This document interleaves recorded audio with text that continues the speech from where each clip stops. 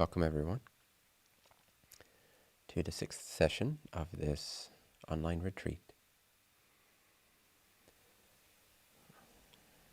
Today I want to explain a little bit further how to activate a recognition of the God state or the I am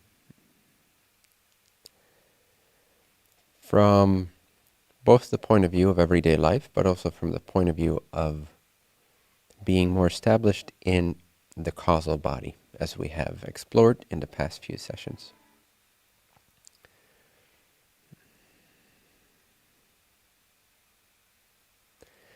And also, I want to explain how to purify this I am, and why that's even needed, and how that plays into the science or progression of self-realization.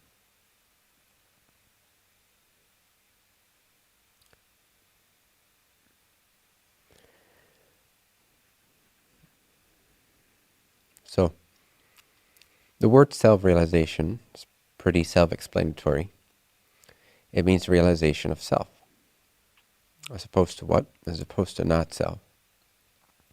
So it really implies purifying one's vision, one's knowledge, one's understanding, one's self-knowledge from that which is not the self, so that one may have a clear, pure view, understanding, knowledge, experience of the self. Now, another word for self is I am.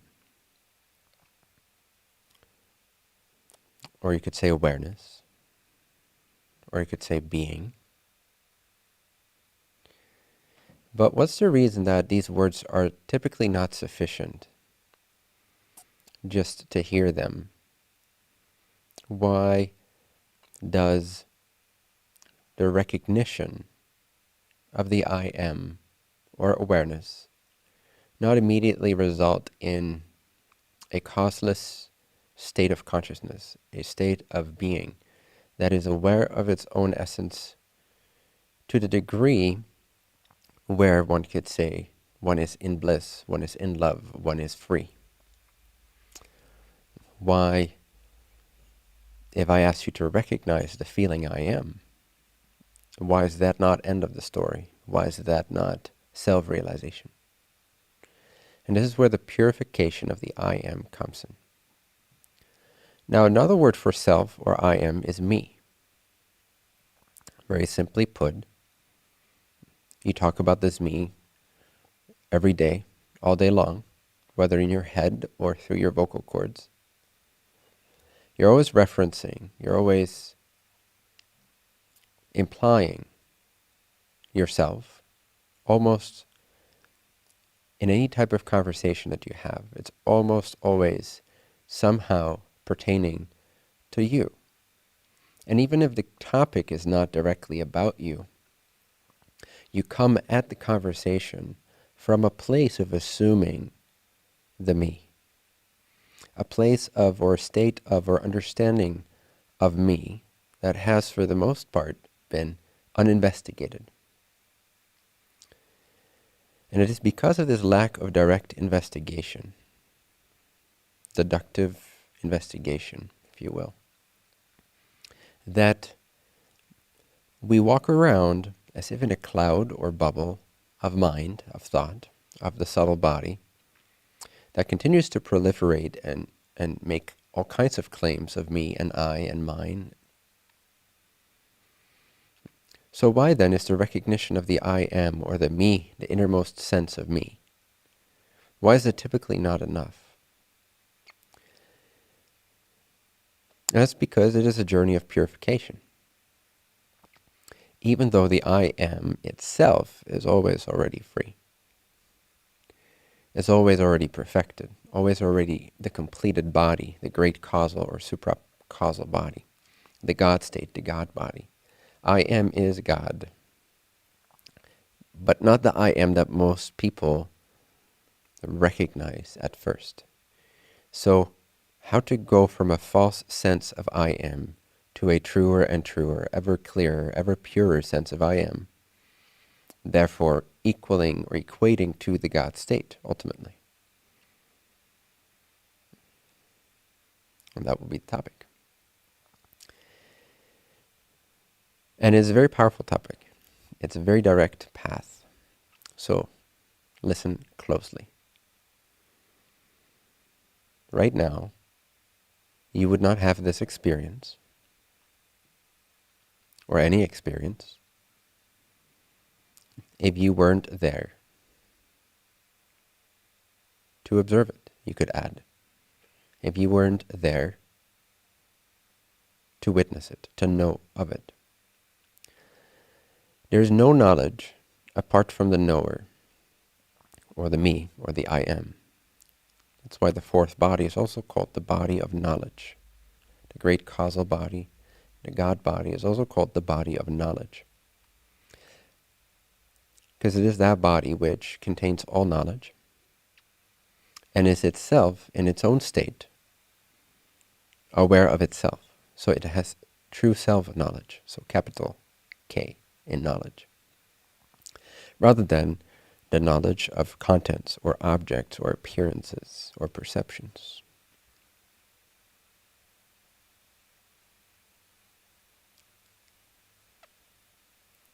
But right now, as I speak, and as your body listens, and as your subtle body interprets, and as your causal body provides the space for all that to happen within, and as it registers everything that you're not aware of,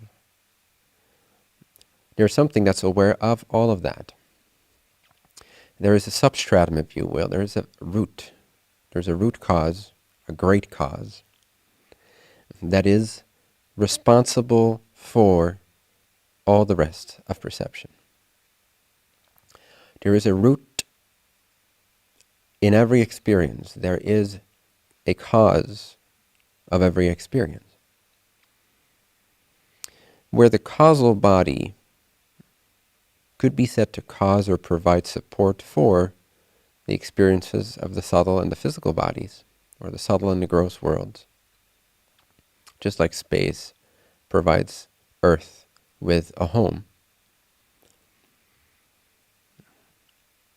The great causal body could be said, and this is obviously just one of many ways to try to point at it. No words are truly ever accurate.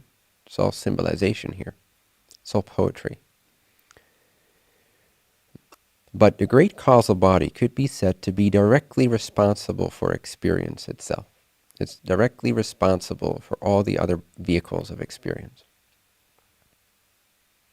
And the evidence for this is simple. Actually very simple. So simple that it goes over our heads even when it's pointed out. The significance, sorry to use that word, of it goes against anything else that we know, and it's so subtle that we kind of overlook it. That's one of the reasons why when we're pointed to that awareness, or that I am, or the me, the innermost me, the truest me, it's typically not directly a profound type of realization that liberates us and that puts us in a state of knowing ourselves so freely that we can say we are in love and we are in bliss and that we are light, that we are the light of the whole universe. But you always have access to this I am, to this great causal body, in the form of your sense of me. Obviously, not me, Bentinho, the character, me, first person on your behalf, you.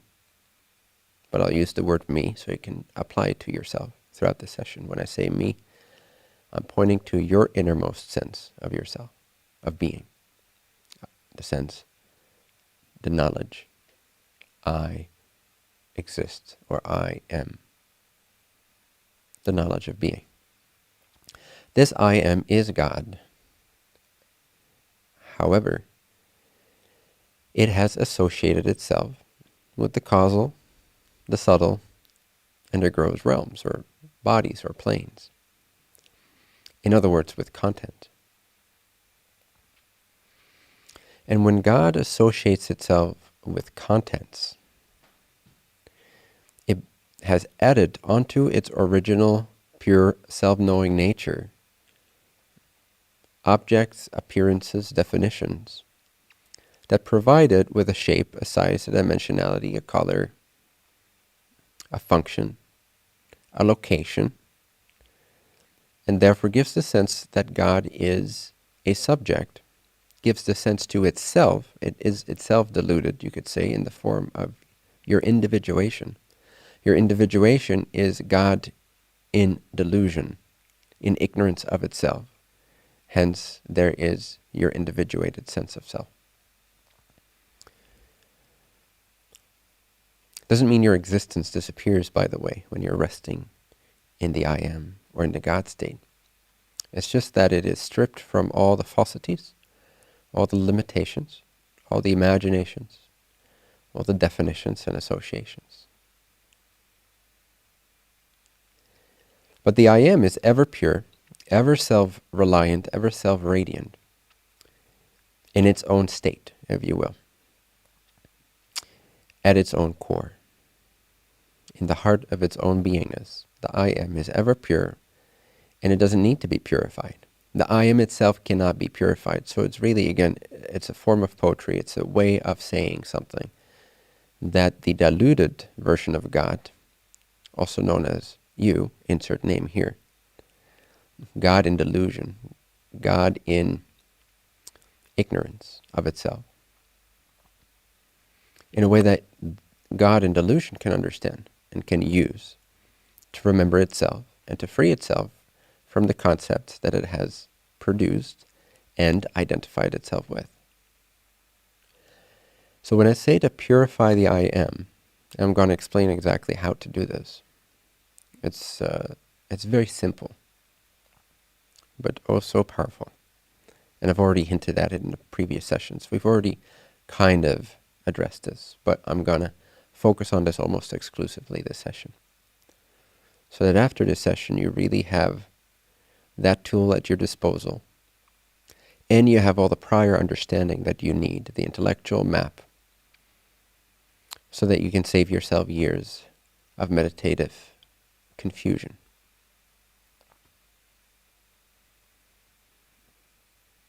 So God is the I am. But when I say the I am, what does your attention go to?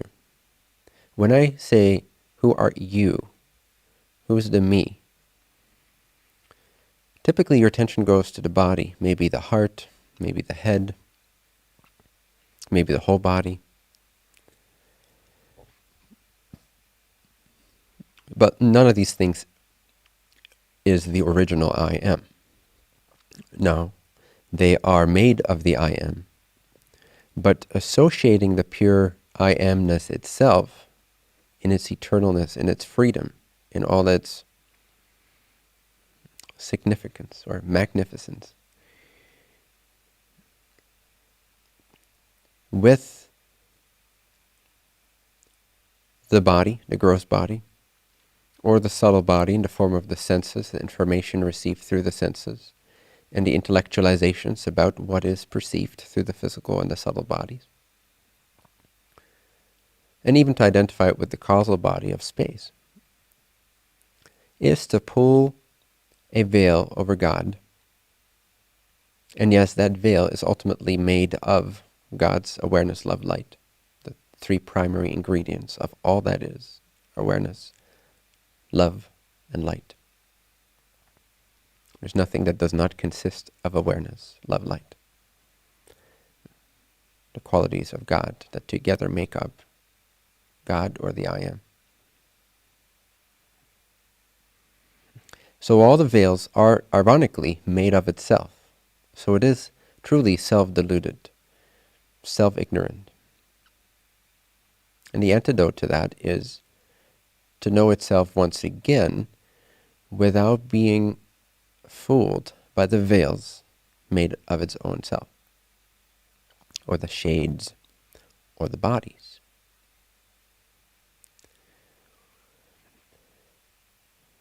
So self-realization equals me-realization.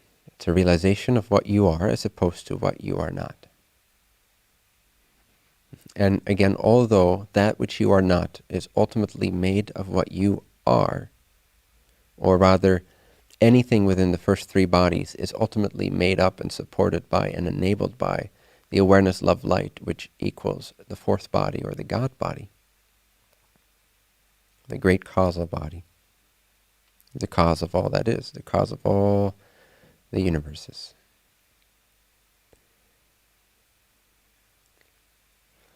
So although everything in the former three bodies is made of the fourth body, ultimately, for the purpose of clarity and instruction and practicability, if you will, I will for now make the statement that there is the me that you are, and there is everything else that you are not, knowing that ultimately everything else that you are not is made of what you are, and therefore you could argue everything else also is you. But that's not a very effective way unless you do it all the way, unless you give everything the same name, unless you associate everything as God, which is the fourth method as we described in the second session. But unless you're doing that approach, and we're not doing that in this session, it's much more practical, effective, when it comes to delivering the results that you desire of liberating yourself from these veils. It's much more practical to see what you've associated with as not you, so that this purification, this sort of poetic, symbolic purification process can occur, can accelerate itself, and a true recognition of the true me in its original state, its original purity, can ensue, can result, can naturally dawn on you.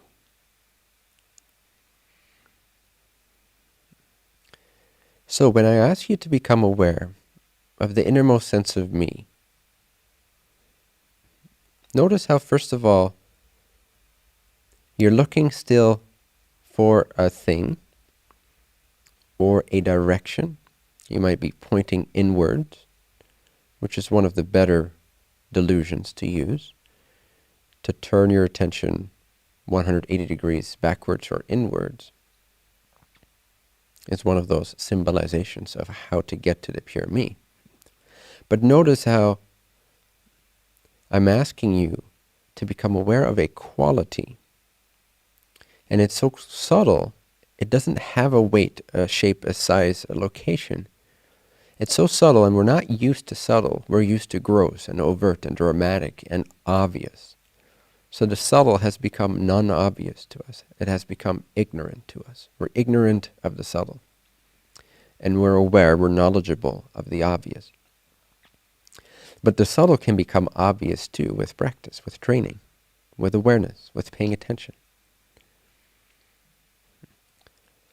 So when I ask you to become aware of the me, the I am, notice how your mind, if you will, or you could say you, are still looking for a form, a shape, a size, a dimension, a location, a body, a thing. Whereas what the I am is a quality. It's much more helpful to see it as a quality. Being is a quality. And a quality does not need a location, a subject and an object, an over there and an over here, an outside or an inside, a good or a bad, a true or a false. The quality of I am is just that, it's a quality. But we've become so reliant on the sense of self that has been produced by associating the I am with the senses and the thinking, and the concepts and the ideas, that automatically we will try to place the I am somewhere. It's almost inevitable that we will attempt to position the I am somewhere, to locate it somewhere, as if it's in the heart or in the head. But try to see the I am, which again equals God, the great causal body, the enabler and the supporter and the cause of literally any appearance, any perception. Consider it instead to be a quality, not a form. Very important in accelerating this purification process. See the I am not as a form. It does not have a form. And this is what's hard for us to get. This is why meditating on the I am is so subtle.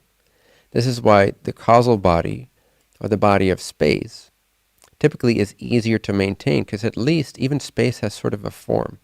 Even nothingness, even no knowingness, even not knowing things, has sort of a location, if you will. It's right here in front of our face. Before anything else is thought about, it's what remains right in our face. It's the first veil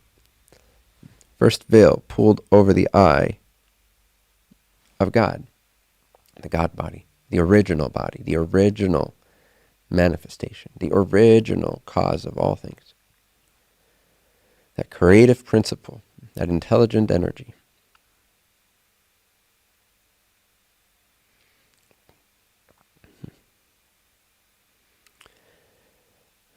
But the I am has truly no form. And try to get the difference between form and quality. If you can get that alone, you will already make great strides in your purification of the I am. In the purity with which you know me, meaning you, your innermost me, the true me. The subtler you become in your seeking, in your looking, in your meditating, in your contemplating, you always want to go to, what's the subtlest? What am I not noticing right now that's like so subtle, so formless? And that already purifies your ability to recognize the true I am, the original state of Satchitananda, or awareness, love, light, or bliss of the eternal isness. Her, it, that, God.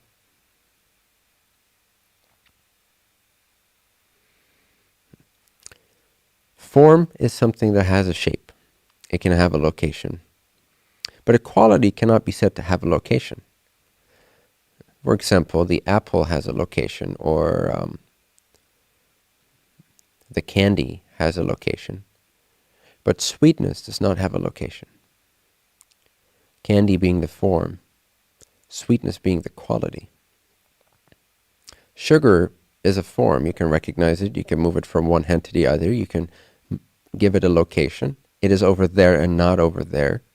It is partial. It is dual. But the quality of sweetness cannot be said to have a location. It is a quality. Just like kindness as a quality cannot be said to have a location, position, be somewhere inside the body, be here but not there. A quality already transcends the entire realm that we're used to referencing ourselves by and through, of space and time and objects and subject. So if you can contemplate or even realize the true understanding of a quality, in this case the quality of consciousness itself, then you can begin to purify the sense of me from any added feeling added onto, any extra feeling or thought or perception that has some manner of form, some manner of space, time, location, individuation, subject, object, etc. Shape, size, weight, mass, recognizability. It looks like this, not like that. God cannot be said to look like this or not look like that. It doesn't have a form of its own. It could be said that all forms are the form of God. But God itself is a quality. It's not a manifestation. It's not a form. It's not a body in the typical sense. The great causal body does not have a location, because it doesn't have a form. How can something without form have a location? So you see, anything that has form is a manifestation of that which has no form. Let me give another example. Let's say I'm seeing a mirage or some kind of a hallucination. Let's say I've been walking around the desert for 40 days and I'm seeing in the distance on the heat waves, I'm picturing water. I'm seeing this whole oasis. I'm even starting to see the trees in the oasis. I'm starting to see the lake, the pond, the deliciousness of the water. I'm starting to see a few animals, a few camels fuel up. All this inside of the mirage has form, has location and position. The camels are over there.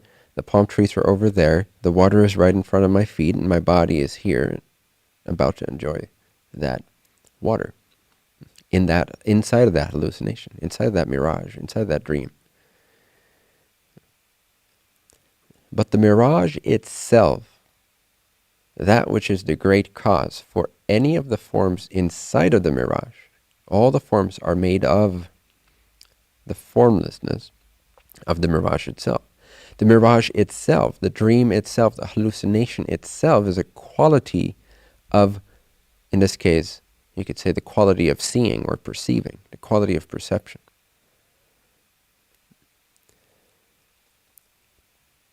So, as the appearances inside of the mirage could be said to have forms.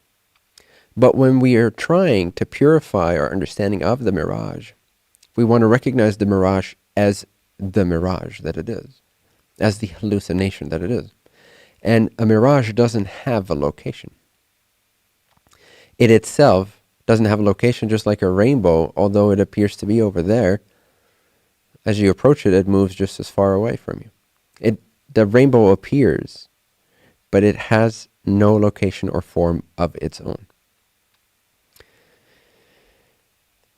So again, that mirage itself is the quality of being a mirage.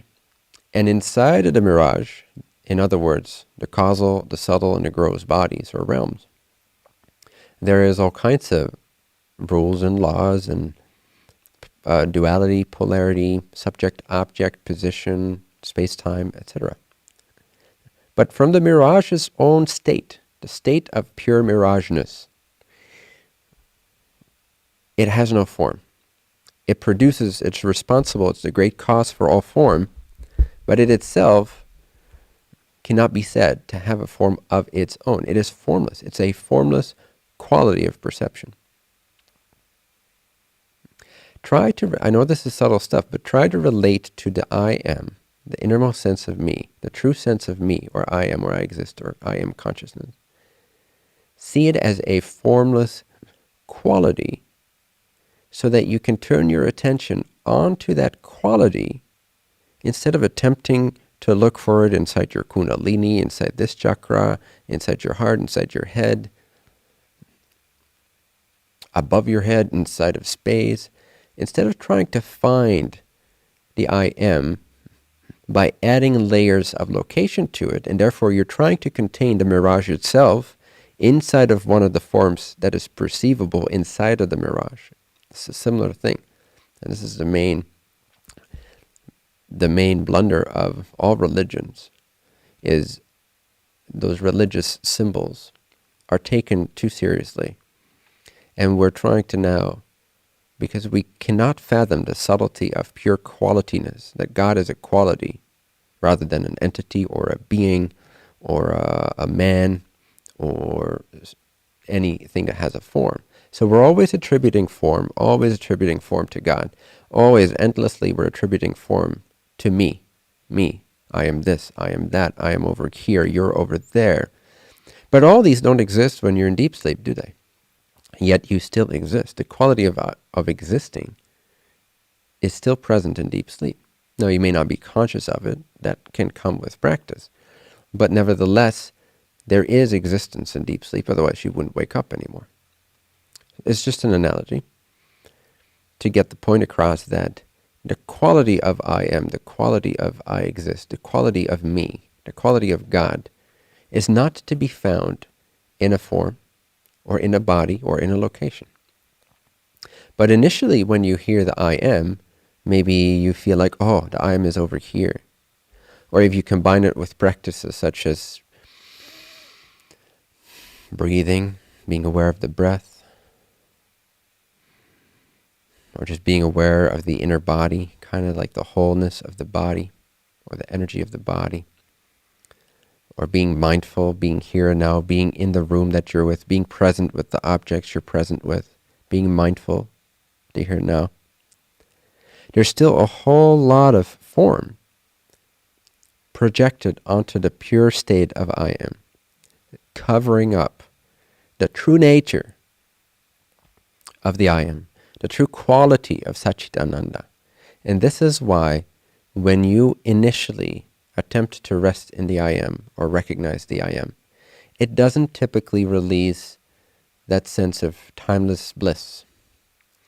That generally comes with practice, and your practice will greatly accelerate, if you understand the process of purifying that I am, rather than just continuing to be mindful or continuing to observe the feeling of I am present as the body.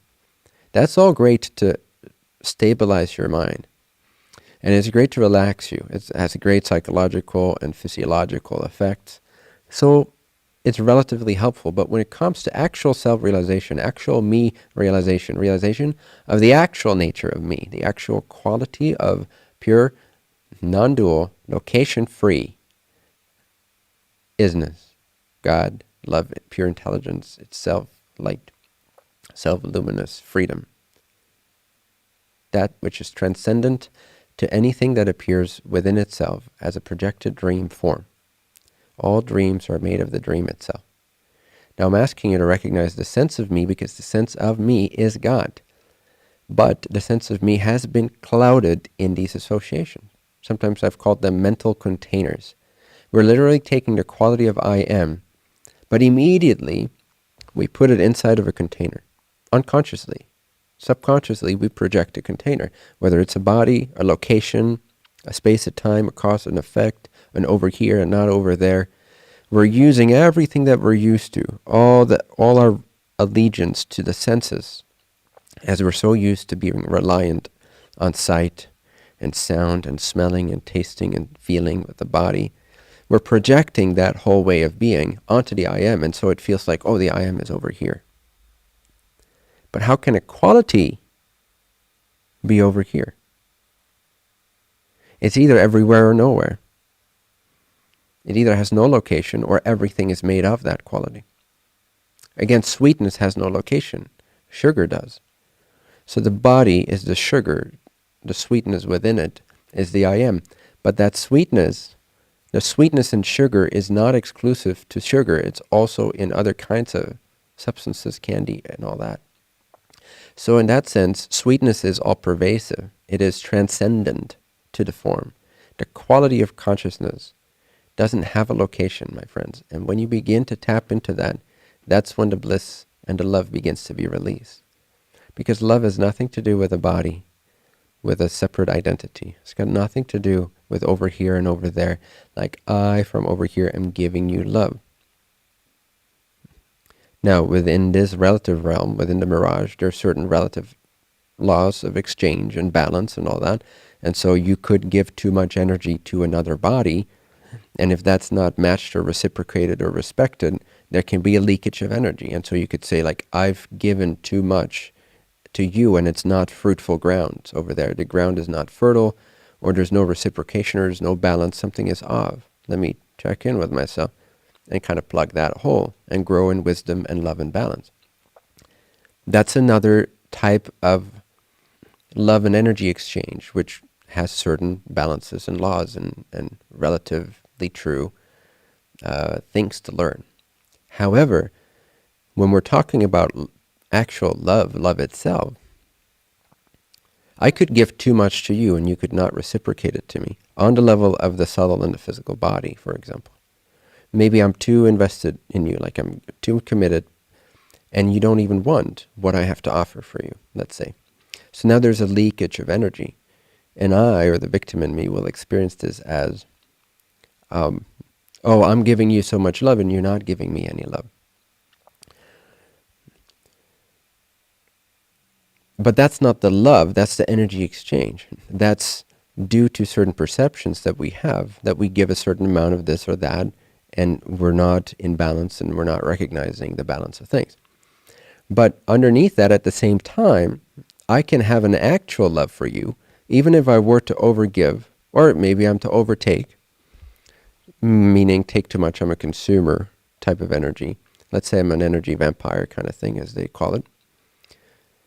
That doesn't necessarily mean that I could not still be aware of the true love for you. Now, if I were, that vampirism would naturally resolve itself into radiance, at least over time. But so let's say I give too much to you on a relative level, and a feeling of I am loving you arises in the bodies, in the ego and the pride.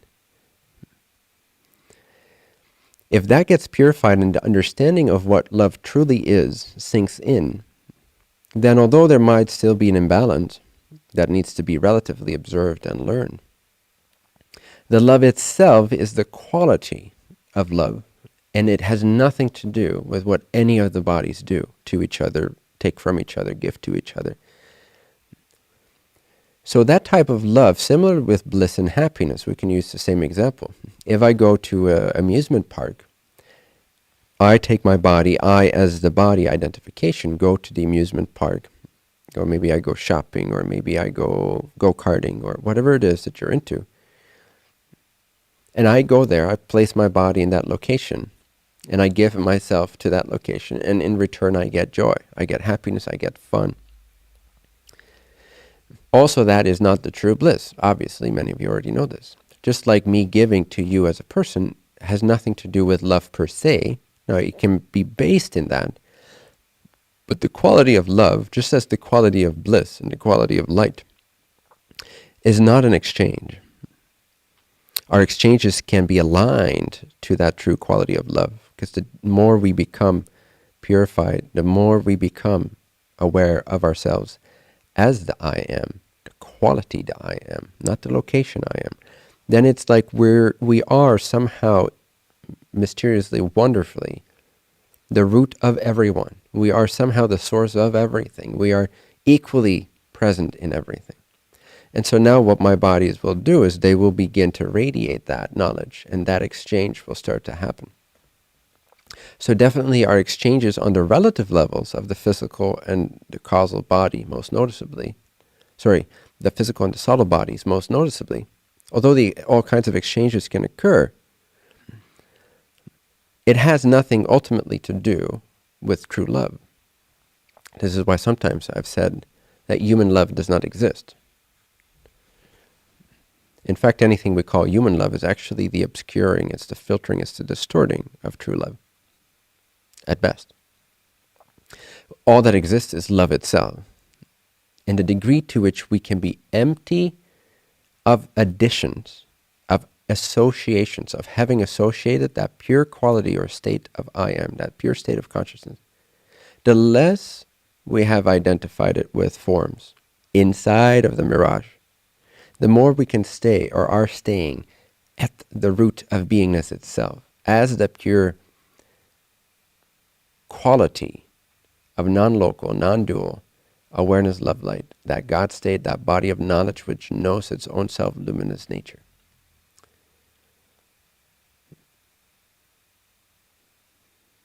Now it's like I'm using this body to give to that body, and vice versa.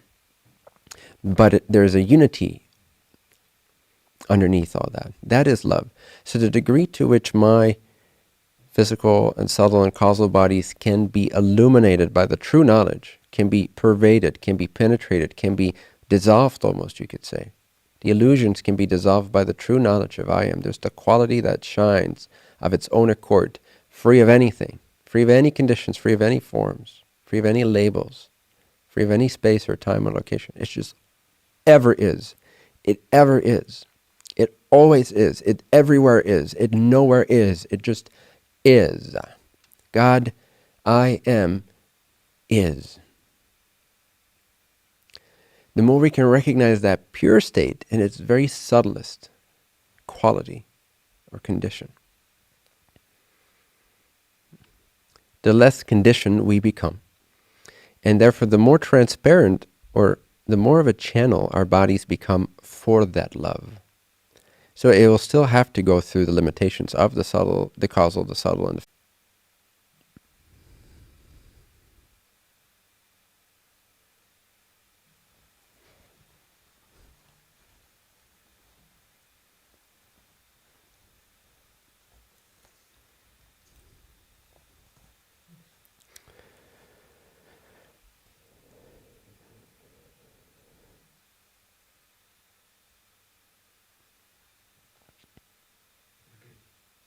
good. Audio and video both back. Wonderful. Was the live stream interrupted? Should we give him a couple minutes to rejoin? Yeah, let's give it a couple of minutes. It continues the stream. Okay. Cool. All right. So for those who are already present, we're just going to wait a couple minutes for people to rejoin because of the technical break we had.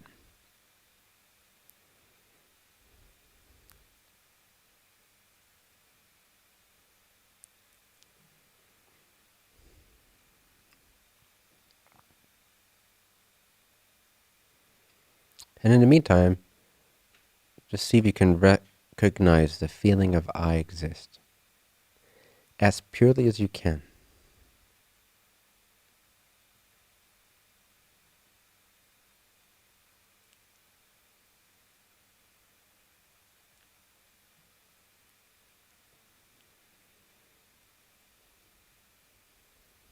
Again, for those watching, we're just going to give it another minute for people to rejoin.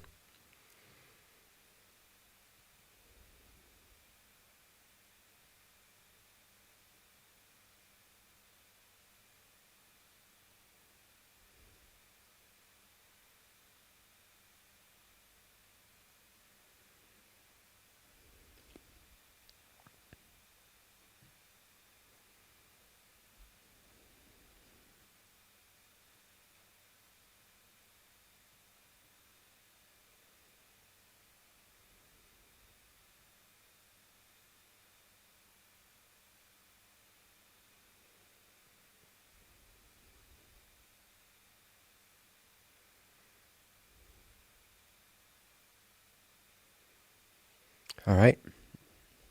Good. Okay. So, again, recognize the feeling of I am as a quality.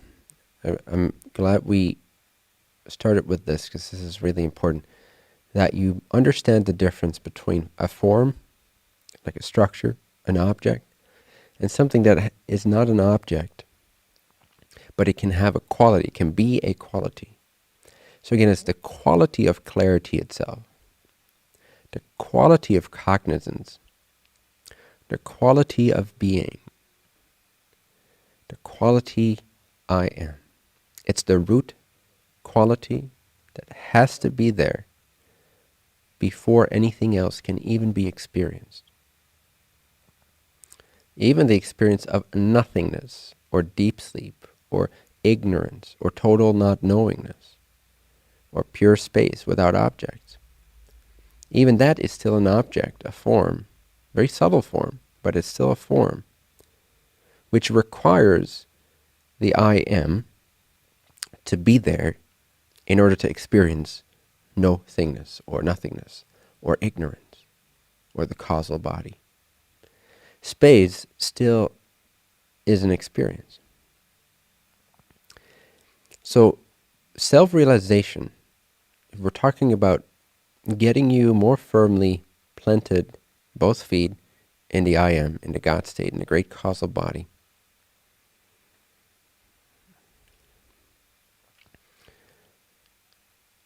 we're talking then about the quality I am knowing itself. So another thing to realize is that, let's say you go and meditate.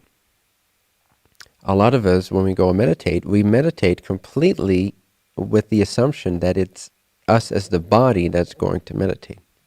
It's very subtle, it's subconscious. It's filled with all of your reliance on sense perceptions and past associations and memories, and the imprint, the veil of I am the physical and subtle bodies. So when you go meditate, You actually believe that it's you that's going to meditate. I'm going to sit down in meditation posture because I am the body. And I, as the body, am going to meditate on the I am. But what will free you up so much, and what's actually crucial to get to a pure self-recognition, is to understand that true meditation is not done with the body. It's done without the body. True meditation is the I am meditating on itself. It is consciousness knowing consciousness. No, you can put your physical body in a relaxed position, in a comfortable position, but you're not meditating with the body, with the physical body. You're not meditating with the mind. You're not even meditating with space. It is the I am that is enjoying its own quality, its own sweetness. It's like sweetness knowing sweetness, and therefore it's free of the sugar, it's free of the candy, it's free of the fruits. It's just this transcendent, all-pervasive, divine, eternal, formless quality of itself. So true meditation, at least in the vein of self-realization teachings, has to be the I am recognizing itself and then abiding in itself, becoming familiar with itself once again, and recognizing all the subtle layers of associations that will fall away along the way. And by looking for those associations, while you are aware of the I am, you can accelerate this process by understanding that the I am has associated itself with the subtle and the physical forms, for the most part. And you could say also with space or nothingness.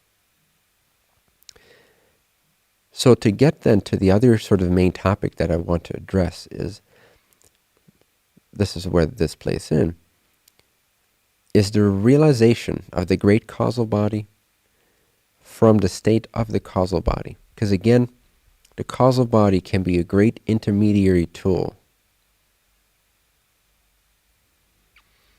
to stabilize, to help you unwind all the impressions of the mind, to become purer, simpler, emptier. Because the causal body is like emptiness. It's like the innocence of not knowing. So compared to the subtle worlds and the physical worlds, the causal plane is already free. It is already liberated to a degree. It's not the true bliss, it's not the true love, it's not the true enlightenment, it's not the true self-knowledge, but comparatively, it is vast and it is empty, and you can stabilize in it if you want to. You can continue to recognize this nothingness and give up all your pride and arrogance to the greater God of ignorance and innocence. You can give up the subtle body knowledge and the physical body knowledge and throw it back into the space which supports both, yet is essentially unaffected by either. It's that unwinding. It's that initial step of surrendering your ego to the simple presence of no knowledge, of space-like nothingness. But it's part of who you are. It's a body. It's one of the expressions. It's one of the veils of God. And it's already closer to. Like if the eyes would be God, that light which enable perception. And you're driving in a car, and it's raining outside, and the windshield wipers are going. You could say that the road is sort of your physical destination. It's where you think you want to get to in life. It's what you need to do that day. It's washing yourself, brushing your teeth, and please continue to do these things. Very valuable. It's like going to work, etc., taking care of your kids. And the rain representing perhaps the challenge or the resistance that is sort of part of physicality, the challenge of physicality. The windshield wipers representing the intellect or the subtle body that's trying to make sense of everything and sort of clear a path and it's processing all the information that it's getting from the physical body and the physical world. So it's thinking about how it's interacting, it's assessing, it's discerning, it's analyzing, it's learning, it's adjusting, it's causing new actions. All very active, as you can see in the analogy. If you pull your vision, if you're just focused on the road, so I'm using the windshield wiper analogy a little bit differently than I usually do in this case, for those familiar with the other example, not to confuse you. So the stuff out there, outside your car, is the physical world. The separation between that and you inside the car, the windshield wipers specifically, being the subtle body, or the subtle world, the mind. So if you pull your attention away off of the road and you focus on the windshield wipers, now you're suddenly much more aware of the mind itself. You can be aware of mind itself. You can be directly aware of the subtle body. Or you can forget the subtle body and be very aware of the physicality that you're experiencing. Now you're still doing that through the subtle body, because without the subtle body, there'd be no knowledge of anything the senses perceive. So it's a combination. It's always a combination. If there is experience of the physical world, the subtle body also has to be active. Has to be participating. So those are windshield wipers. Now if you pull your attention back even further, closer towards yourself, in this case yourself being the driver, most specifically the eyes, then you enter into this silent incubation space, if you will, where the rain doesn't affect anything, and even the movements of the windshield wiper, they're not happening inside the car. Similarly, they're not disturbing the causal body. The nothingness is not affected by any thought, by any emotion, by any desire, by any chaotic, turbulent, energetic experience. And it's not affected by any of the physical world. And it's closer to yourself. The nothingness is closer to yourself. So it's literally when you stop thinking and processing for just a moment, you give away all knowledge and you enter into the innocent nothingness of no knowledge. But you remain aware, you remain present. It's like you're aware of the most immediate curtain that's right in front of your eyes. It's just this black, vast curtain. And if you pull these away, you'll see the next curtain, which is the subtle body, and then the next curtain or world, which is the physicality. But this is the closest sort of curtain to the God state, to the I am. And so it's so close, in fact, that it almost feels like there's nothing there. Because we can't really see anything. There's no knowledge of objects. And so it's peaceful because it's inside the car. It's not affected by anything that happens in the other bodies. It's peaceful. There's a certain joy, a restful joy, a natural peace in there. But also at the same time, we don't feel like fully alive. We can't really claim enlightenment, as we instinctively know it must be more wonderful than that. It must be more beautiful than that. It must be more somehow bright or pristine than that. Otherwise, why would we call it enlightenment?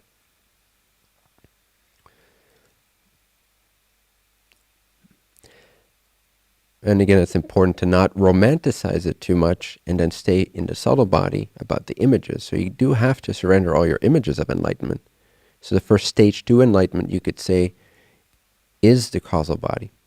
Is that purity, is surrender. It's that canyon that you have to cross, that dark, vast, empty gap between the subtle and physical object-based worlds and the world of the pure subject, or the pure state of God.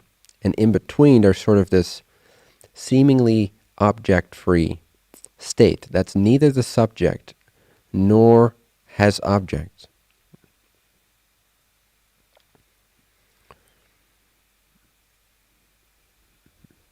And we rest in that, we anchor in that, and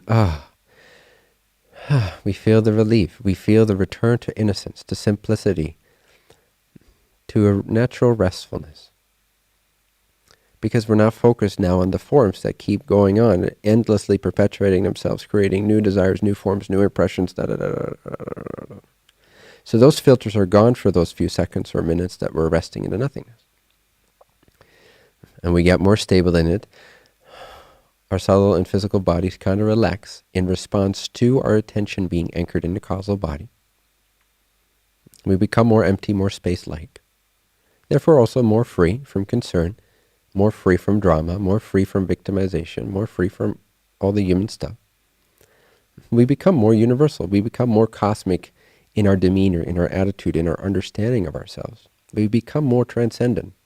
We become more free of pain and suffering. We become more able to withstand pain and suffering because we now have this extra companion. So the fear for emotional, mental, and physical suffering also begins to decrease. It's also surrendered to this nothingness. We have attained this state of freedom that we can now access, that's not affected by the physical and the emotional pain, which is a great aid in being able to address the physical and emotional circumstances with greater skillfulness, wisdom, insight, clarity, non-attachment, love even, peace, calm, composure, conscious class.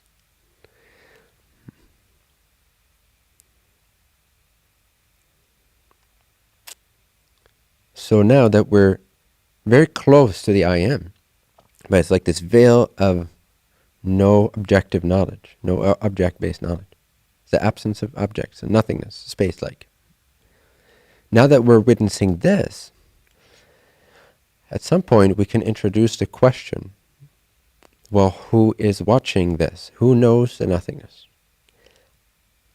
And we can induce the recognition or realization that I must be before the nothingness can appear to me. So there must be a me that is prior to, that's more foundational than, that came first. There's a me that was there first, before the nothingness was known, before the ignorance was seen. And that which sees ignorance is knowledge, self-knowledge, it's awareness. And knowledge in this case is pretty much synonymous with awareness. So the body of knowledge is the body of awareness. It's the body of me. It's where the sense of me originates from. But again, it's been colored in by these bodies and the contents thereof. So we want to awaken to the sense of me, and it helps to be somewhat stabilized in the nothingness. Just because we won't be as distracted, we won't start thinking erratically about this sense of me. We can more and more purely stay with the feeling of me before the words, before the subtle body kicks in, before the subtle body tries to interpret it, which can just be the fact that we are.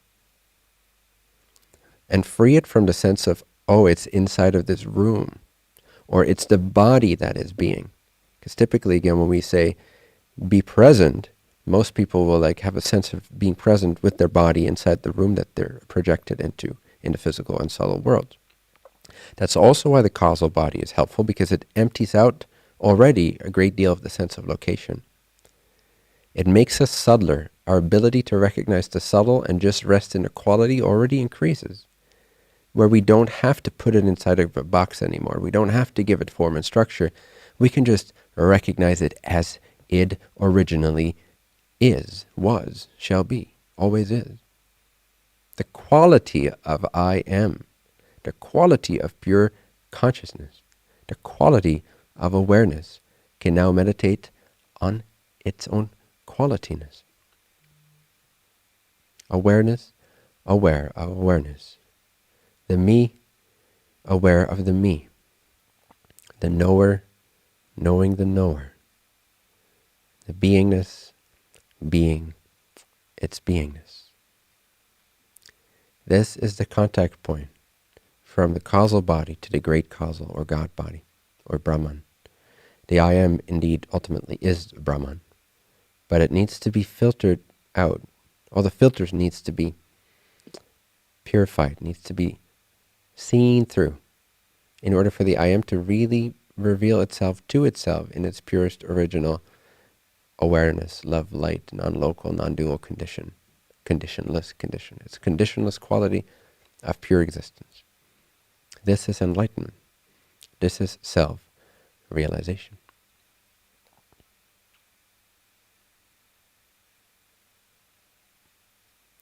So identify the sense of me. And as soon as you think you kind of have it, like, oh yeah, oh yeah, I feel this feeling, this inner sort of knowledge, this instinctive feeling of I exist or I am. Then lock onto it for a bit. And then just understand that there's still quite a few of the subconscious containers around it. It's still given a lot of form automatically. You're not doing this consciously for the most part. It's just a habit of projecting everything that you know. That's again why the causal body stage is helpful, because it can help you unknow everything, become innocent, become receptive for the God state. So that when you do recognize the God state, it doesn't start bouncing around like a pinball machine again in the subtle and physical bodies, and you don't start claiming it with pride and distracting yourself from the practice. You first make yourself more innocent for a few months, let's say. You've become comfortable with nothingness, with innocence, with ignorance, with purity, with the natural condition of that sleep-like yet awake peacefulness. And therefore, because you're more stable in that, and you've become less dependent on the subtle and the physical bodies to tell you who you are, and to give you a sense of importance and significance, you've unimportant yourself, or however you would say that. You've designified yourself. You get the point. You're no longer reliant on the subtle and the physical bodies to feel okay with who you are. You've already gained much deeper, subtler sense of well-being that's always available, regardless of what's showing up outside your car. No matter what's hitting the roof or the windshield. Inside the car, inside the causal body, nothing penetrates. The subtle and the physical body don't penetrate the causal body.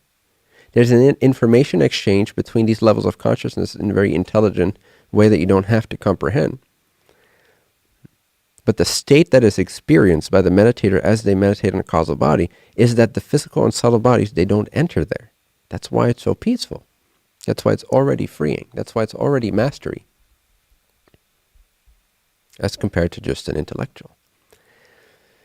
So this is again where most scholars kind of turn back, because they don't know what to do with this. It's not information enough. There's not enough information in nothingness. Ironically, that's where all the information is stored. But you got to stay there and not be interested in the information. So to purify that. Anyway, like I was saying, so there's the nothingness body.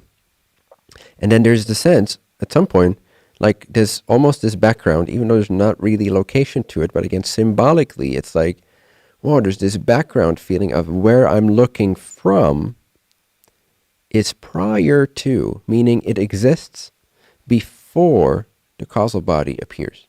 It's already here. I am deeper than before the causal body. I am, and then the I amness knows of the field of nothingness. And then it knows of the mind, and then it knows of the physicality. But that quality, the quality of the power to know, is what consciousness is. God is the power to know, that beingness which has the power to know, or that knowledge which is. That intelligence, that awareness, that intrinsic awareness, which you cannot get rid of, it's here right now. Try not to be aware. Try harder. Try harder. Did it work? Were you not aware? Are you not aware right now? You see, you can't shake the God body. The God body is so obviously already here, but it's so subtle that we have to fill it in with other things, and we got all distracted. But in its original state, it's just the quality of I know, and I am. And I know that I am. So rest in that. Make the I am more prominent. And that's your awakening, my friends. That is enlightenment. And it's available in the causal body. Because you need to be there first. You need to be before you can know. You need to be with the intrinsic ability of awareness in order to know nothingness. In order to be ignorant, you need to know. You need to know ignorance, otherwise you couldn't report on ignorance. Just like you need to, at some level, still exist in order to report on the fact that you had a great deep sleep. There is something deeper than the consciousness that is filled with objects, and it's that quality, formless, location-free quality of I am itself. Be the I am, meditating on itself. You can literally do this anywhere, anytime, because the I am is always the I am. And it's got nothing to do with the bodies. It doesn't have a location inside of one of the three worlds. It is literally the cause of, the great cause of all the worlds. So it doesn't matter where you look, what your condition is, how you feel, how you think. You just drop all those all your reliance on form and objects, and you go straight to the quality I exist without trying to put it inside of a body or a location or a container or a time. Just open up, transcend beyond all the dimensions of space and time, and just consider the pureness of an eternal quality of consciousness, and rest in that knowledge alone, and make it brighter, make it more awake of itself, more aware of itself, more aware of itself, more aware of itself, more aware of itself, and now it's like the original light begins to shine through. Don't let the subtle body hijack you too often. Don't turn it into concepts. Oh, great, I got to tell everyone about this. This is my mistake. It's been my mistake a lot. But also it's the cause of my incarnation, so it's all good. But don't get too distracted. Again, especially the Western mind, it's like, oh, now I've got to write this down and prove this and memorize it. Do yourself a favor and just continue to rest in that brightness. Become familiar with it. Become even subtler. Become even purer. Let that light outshine all your delusions. This is enlightenment, the process that ensues once we have enlightened ourselves, or the initial step of awakening. Then the outshining of all the other bodies occurs until, in a sense, everything is awareness, or everything is known to be God, in a very real sense, experientially. It's like the bodies are still operating, but everything somehow, from the depths of the I amness, the purity of the quality of I am, everything is known to be that I amness. It's just obvious. The I amness, the consciousness, the Godness outshines the other illusions. They maintain their functionality, but their nature is realized. You say it's been turned inside out. It's been recognized for what it is. The mirage is now seen as a mirage. You're no longer lost in the contents of the mirage. You know the mirageness, regardless of what context you interact with.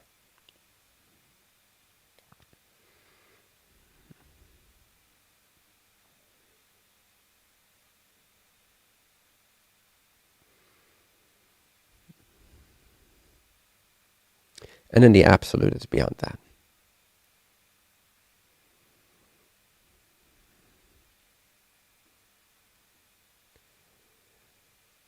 But you can only recognize or realize the absolute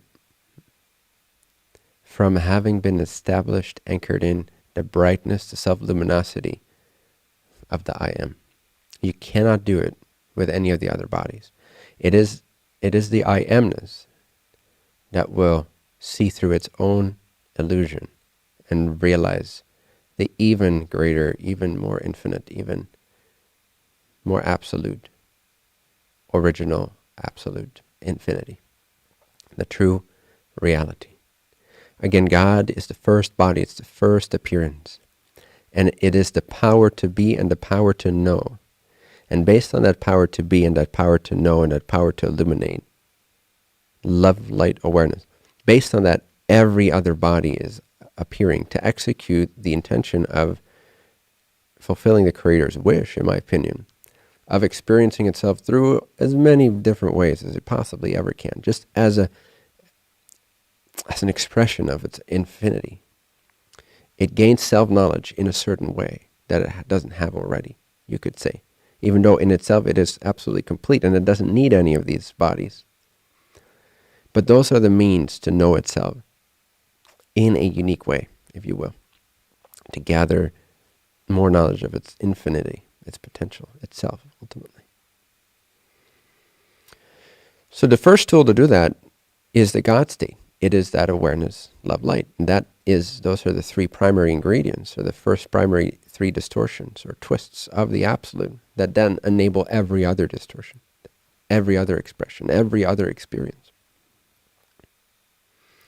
So the initial enlightenment is that of the great causal body, is of the body of everythingness, the body of allness, the essential body, the primordial body, the first body, knowing itself, to know the substratum of all things.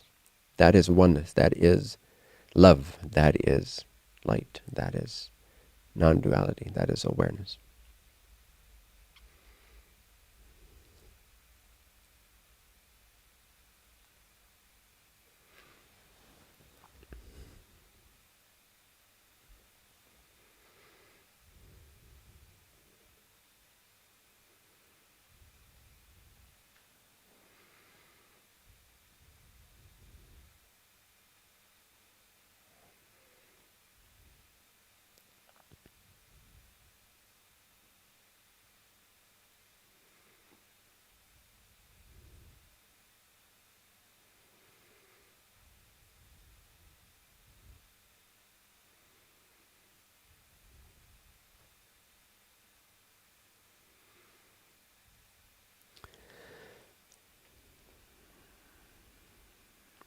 I'll answer a couple questions.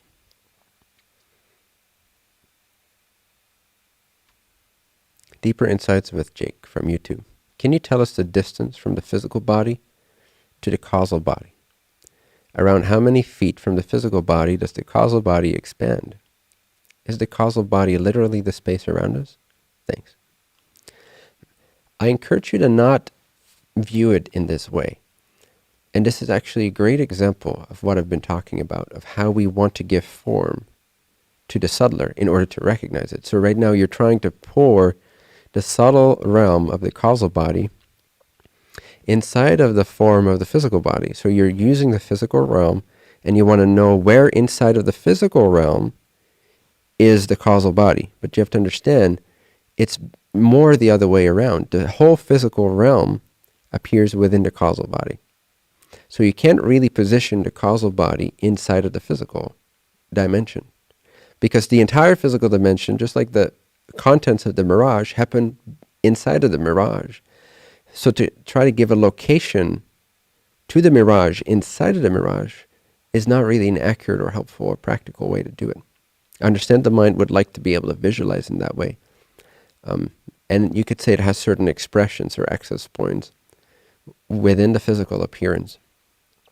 But it's really not that relevant, and I wouldn't be able to tell you the exact diameter of that, as it is different in every situation also, or every individual.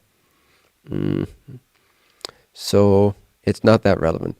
See it instead as different dimensions altogether. So you can be focused on the physical plane or dimension, the vehicle for which, the subject for which is the physical body. The physical body is the subject for the physical world of the objects. The subtle body is the subtle subject for the subtle world of the subtle objects. The causal body is the causal subject for the realm of space and the storage, the data storage facility for all knowledge, albeit with the lights turned off, at least initially. And then the God body is itself ultimately, though you could say there's an individuation out of that, which you could call the individualized God body that is recognizing or interacting being with the universal body. You could say the individuated I am body and the universal I am body. But again, those distinctions are already less relevant, because this I am body is so thin and transparent that it basically is God. It's one with God, even though there's still sort of a vehicle for the individuation there. But you see, it's not really that relevant to think of it in terms of like the onions or the layers of the auras around the body.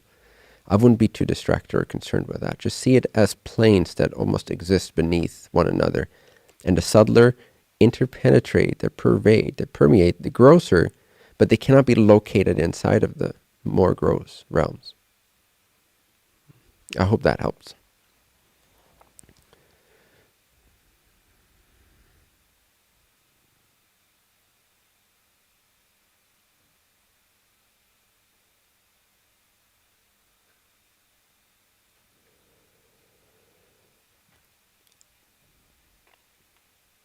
Ella Ibramova from YouTube. Why does the majority of humanity have trouble getting to this bliss? Why do so few of us know this experientially? So like I addressed, that is because we associate ourselves with objects and with the bodies that perceive the objects, or that channel the object, if you will. So it's just a matter of becoming more and more confident in one's utter freedom, that one is not a form, one does not have a structure, one is not a body. One in its original state is free from form, free from location. That freedom gives rise to the bliss. That's where the bliss and the love and the unity is experienced directly. So what's blocking that is all the associations that we have, all the filters that we pull over, the mental containers. So again, if you go to the I am as purely as you can recognize it, and then you ask yourself the question, okay, I think right now I kind of feel like I'm experiencing the sense of me. I feel more present to the sense of me.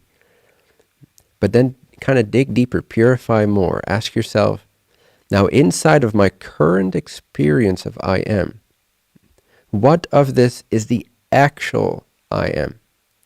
Just see if you can find the I am within the I am, so to speak. And the I am within the I am, like purify it, become crystal clear on the I am itself. Like you want to extract the sweetness out from the sugar and the candy and the associations you may still be carrying with you into your meditation on the pure me. And then what happens is that as that pure me gets extracted from its jackets and its suits and its bodies and its mental associations, it's like it reveals, it goes inside out almost, it reveals itself to be universal. And that's where the unity with God is experienced, where the I am is actually understanding itself as God, as the essence, as the isness of all that is. And then just continue to rest in that and amplify the brightness, accumulate more and more spiritual mass in that state. And that's how you become, quote unquote, sounds a little silly, but more and more enlightened or awake or vibrant. It's also the core definition of increase your frequency. There's no higher way to increase your frequency than for God to know God more and more purely with less and less ideas or limitations or blockages or misperceptions or bias. As a result, your true vibration, your true core frequency will increase because it's the brightness, the vividness, the density of light, the density of consciousness, the denseness with which consciousness knows itself. As like God becomes soaked with its own vibrancy, like a sponge filled to the brim with water. It's like God knowing itself to the brim. As opposed to just sort of like, oh yeah, cool, I'm present, I'm mindful. Oh, okay, that feels kind of peaceful, kind of blank. Oh, cool, I guess I'm enlightened now. Totally different experience. So why do people not get to that bliss? It's because of the layers of associations. Ultimately, the true me that's listening to me right now, already in its original state, is pure. It's already everything you ever wanted to be. It's already the original creator of all things. But to realize this, you got to learn to disassociate from form. You got to learn to no longer rely on object-subject-based orientation. And you got to just be able to rest as the quality of I am and operate and be as the quality of I am and purified, become more pristinely aware of the I am. And there's virtually no limit to how awake one can be in the I am. So purify it and brighten it, make it brighter, brighten up the clarity of it.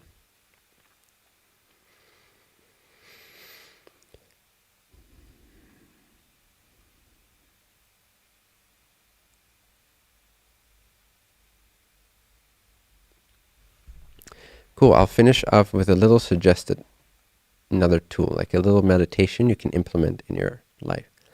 And that's the first thing you do when you wake up. And you can kind of choose for how long you want to do this. Also depends a little bit perhaps on your lifestyle, what you have to do that day. You can make it a longer experience and just continue to ride that wave if you want to for an hour, by all means. Or 4 hours, by all means. But even if you just commit to 3 minutes or so, or you find that place to where it becomes effective, where it starts to generate its effects of clarity and stability and changelessness and feeling anchored in yourself. But what you want to do is pick a certain amount of time, or if you have a little bit more freedom, you just kind of roll with it the first few days and see how much time typically you need to get to the space that you want to get to. But upon waking up, the very first thing is you lay back down, or you could sit if you want, or I suppose you could stand, but anyway, either way, regardless, again, you're not meditating with your body, remember, you're meditating with the I am. So when you just wake up, the world hasn't quite gotten back into view yet. The engines of like the subtle body relating to the physical body and being concerned with its environment and projections of space and time and other people and responsibilities, that momentum hasn't built itself up yet so much. But it starts pretty quickly, right? So you want to kind of immediately be like, okay. But in that sort of gap, in that awakening moment, be aware of the quality, I know that I am. And just stay only with that. Radically ignore all your responsibilities, unless of course you know you have to take care of a child within the next minute, so within reason, use common sense. But if there's nothing going on and you can permit yourself to stay in bed for another 10 minutes or 5 minutes or 3 minutes, then just do so and radically ignore any thought about your day. Stay at least in the nothingness, and ideally even recognize the feeling of I am and purify it. Purify it. Oh, let all the distractions just slide off of you like the raindrops hitting the windshield and the windshield wipers doing their thing. Just let it all wash away, and you stay aware of something changeless. You cut through all the bullshit that wants to reach you first thing in the morning. Like, but this and that meeting and that thing, and you gotta do you gotta piss, and you gotta brush your teeth, and you gotta, even simple things like that. And just completely, radically ignore the physical and the subtle worlds, and ideally at some point even the causal world, and just be stable in the I am. Just ignore everything until that brightness, until you feel yourself again. Because you want to start your day centered. You want to start your day aware of your beingness, of your center of I am.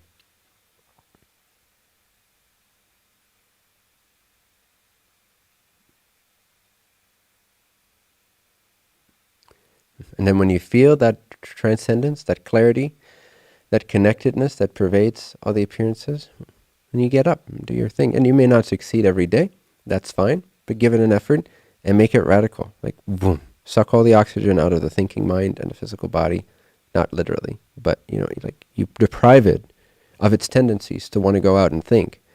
And you stay at the root experience of I know that I am. And you just stay with that. And there will be temptations. And you cut through them by returning to I know that I am.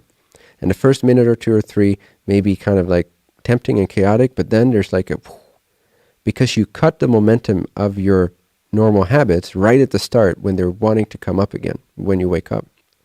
So it's sometimes easier, although you also sometimes have to reawaken the sense of I am. But still, when you're doing that, you're cutting through those temptations, boom, first thing in the morning, and your day is going to be so much brighter, I promise. So try that. Now I'm going to finish with a little story that this all reminds me of.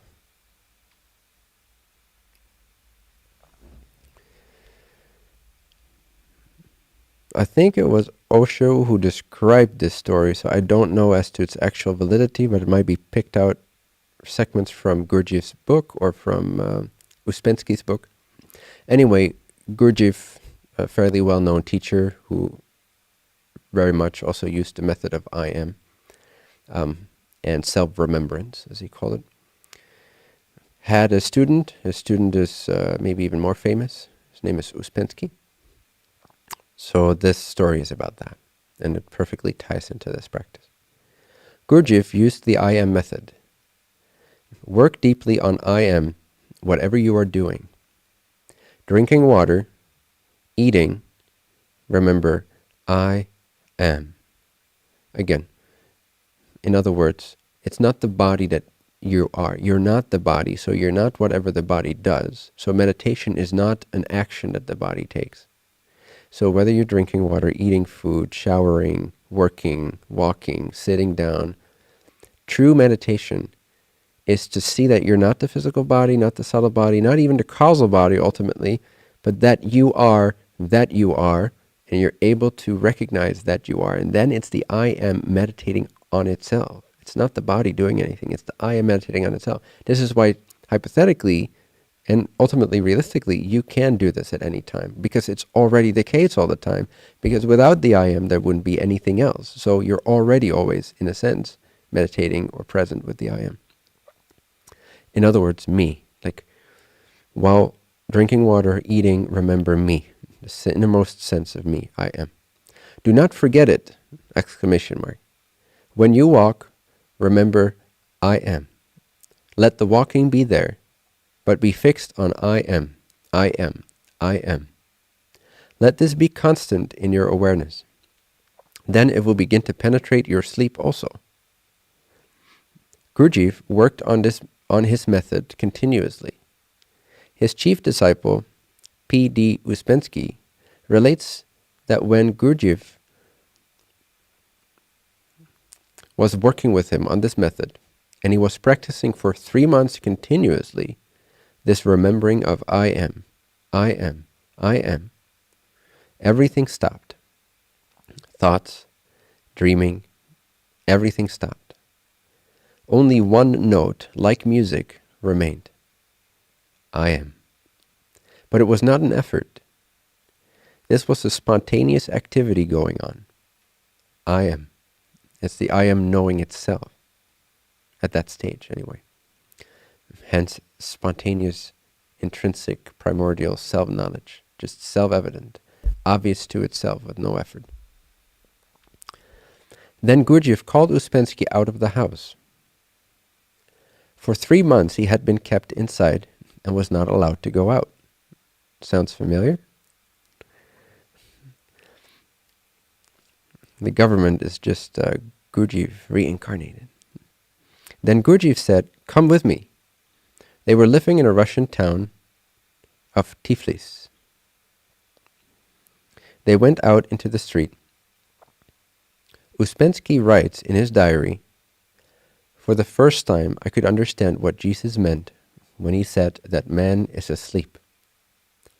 The whole city looked to me as if asleep. People were moving in their sleep. Shopkeepers were selling in their sleep. Customers buying in their sleep. The whole city was asleep.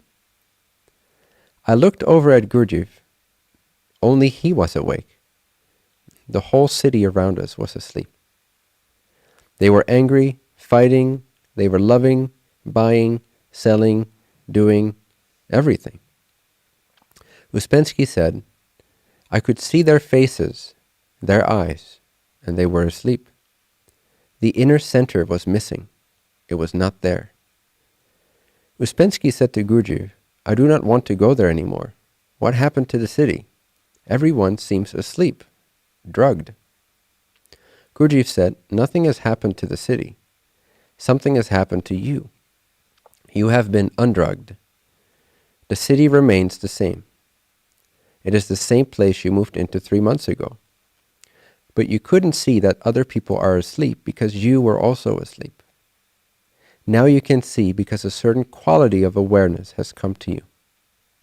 With 3 months of practicing I am continuously, you have become aware in a very short matter of time.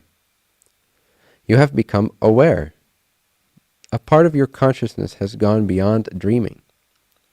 That is why you can see that everyone is asleep, dead, moving, drugged, as if hypnotized." Uspensky says, "I could not bear this phenomenon. Everyone asleep. Whatever they are doing, they are not responsible for it. They are not. How can they be responsible?" He came back and asked Gurdjieff, "What is this? Am I deceived somehow? Have you done something to me that the whole city seems asleep? I cannot believe my own eyes." But this will happen to anyone. If you can remember yourself, then you will know that no one is remembering himself. And in this way, each one goes on moving. The whole world is asleep. But start while you are awake. Any moment that you start, I am. I do not mean that you have to repeat the words I am, but have the feeling. Take a bath and feel I am. Let the touch of the cold shower be there, and let yourself be there behind, feeling it and remembering I am. Remember, I'm not saying that verbally you have to repeat I am. You can repeat it, but that repetition will not give you awareness per se. Repetition may even create more sleep. So this I am, the remembering of I am, is not a verbal mantra. Now you can use that, it can be helpful at first, but again understand that the actual I am is wordless. It's before the words I am.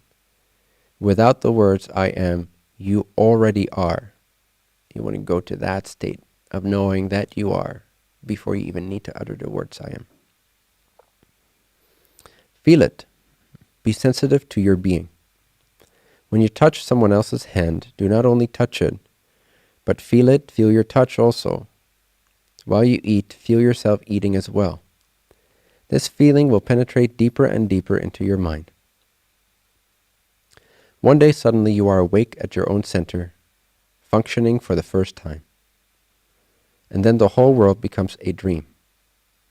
And then you know that your dreaming is a dreaming. And when you know that your dreaming is a dreaming, dreaming stops. It can continue only if it is felt to be real. It is stopped if it is felt as unreal. And once dreaming stops, you are a different man. The old man is dead. The sleepy man is dead. That human being which you were, you are no more. For the first time, you become aware. For the first time, in the whole world that is asleep, you are awake. You become a Buddha, an awakened one. After this awakening, there is no misery.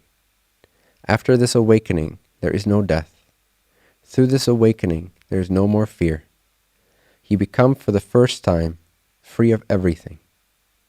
To be free of sleep, to be free of dreaming, is to be free of everything. Hate, greed, anger, all disappears. You attain freedom. You become just love.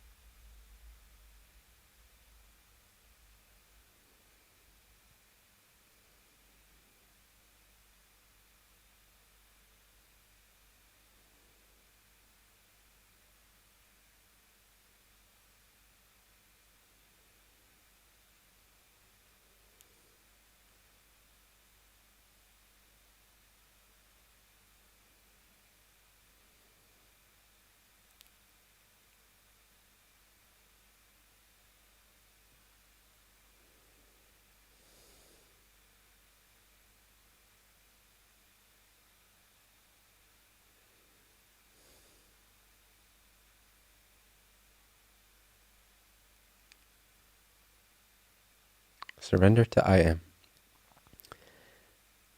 Surrender to God. Be awake.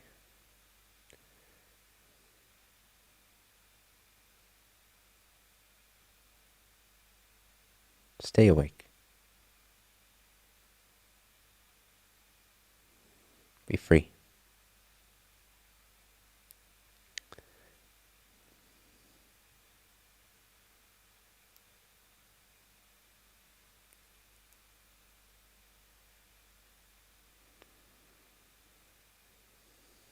Let the bodies do their thing.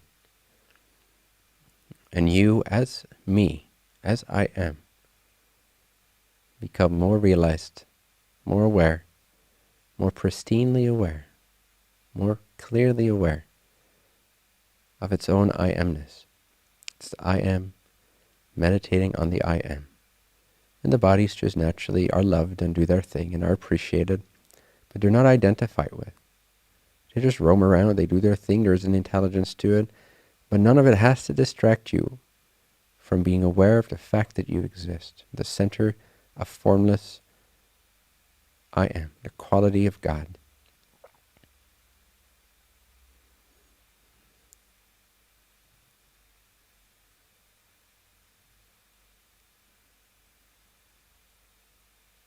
Welcome back. It's been a while, huh?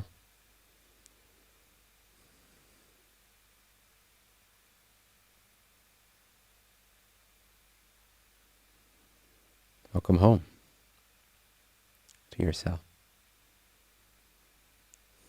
Beyond the illusion.